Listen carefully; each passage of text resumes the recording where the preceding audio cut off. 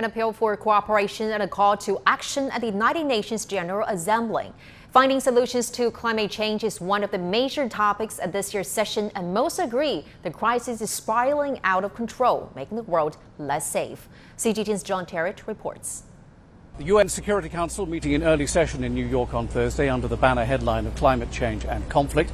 Secretary General Antonio Guterres calling for bold action on climate change or risk security, he said, all over the world. The SG has often drawn a straight line link between climate change and conflict, particularly on the continent of Africa, because of things like extreme flooding and extreme drought leading to damaged crops, and then that in turn leading to fighting or conflict. Antony Blinken, the US Secretary of State, addressed the Council saying the time has come to stop asking if the UN Security Council is the appropriate body to discuss things like climate change and conflict.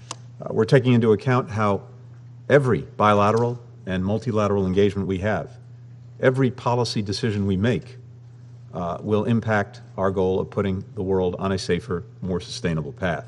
避免不加区分地将气候因素 We therefore must refrain from using a wholesale approach for the climate issue as the key to address all problems. We must refrain from including in the mandate peacekeeping operations so as to not affect the Security Council effectively delivering its mandate, so as to refrain from any job duplications.